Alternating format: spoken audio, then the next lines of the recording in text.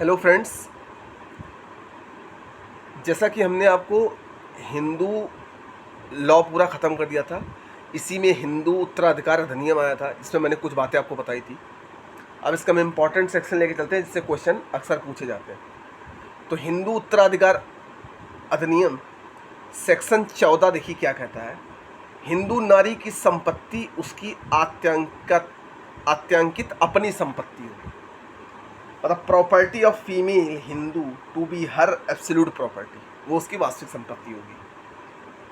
हिंदू नारी की संपत्ति उसकी वास्तविक अपनी संपत्ति होगी, एब्सोल्यूट प्रॉपर्टी होगी। हिंदू नारी के कब्जे में कोई भी संपत्ति, चाहे वह इस अधिनियम के प्रारंभ से पूर्व या पश्चात अर्जित की गई है, उसके द्वारा पूर्व स्वामी के तौर पर, न कि परिसीमित स्वामी के तौर पर धारित की जाएगी। पूर्व स्वामी के तौर पर धारित की जाएगी। अब यहां पर संपत्ति का मतलब जगम और स्थावर संपत्ति दोनों आती है। या तो विरासत द्वारा मिली है, या वसीयत द्वारा मिली है, या भरण पोषण के बकाया के बदले मिली है, अपने विवाह के पूर्व मिली है, या विवाह के बाद मिली है, या किसी के दान द्वारा मिलती है, या किसी सगे संबंधी द्वारा मिलती है, कौशल और परिश्रम द्वारा मिलती है, क्रय द्वारा या चिरोभागा द्वारा, अन्य रीतियों से मिलती है, तो वह उसकी अपनी संपत्ति होगी, आतंकित अपनी संपत्ति होगी, एब्सोल्यूट प्रॉपर्टी। ठीक,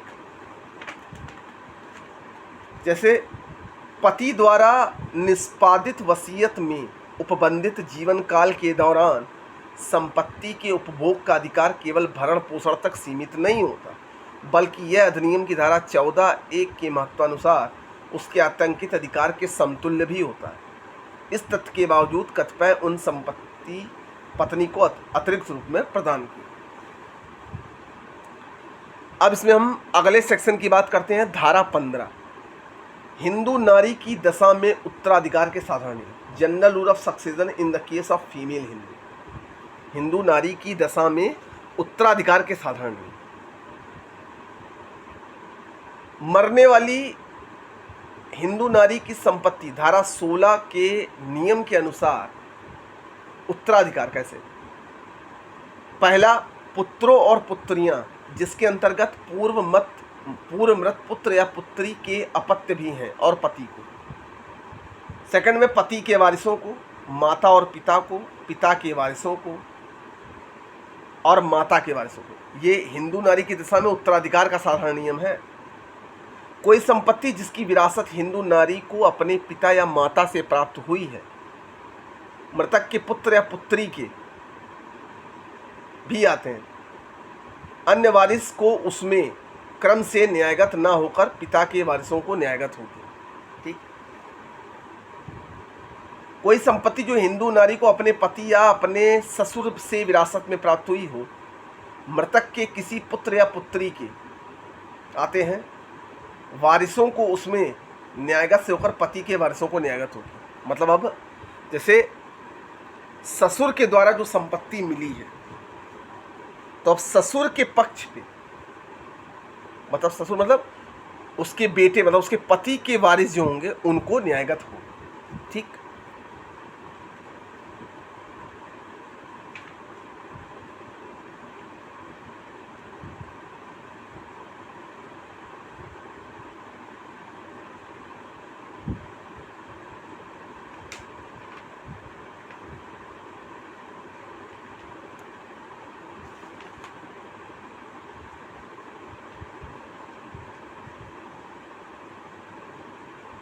अब इसमें सेक्शन 24 है। पुनर्विवाह करने वाली कुछ विधवाएं विधवा होने के नाते विरासत प्राप्त कर सकेंगी, ये धारा 24 कहता है।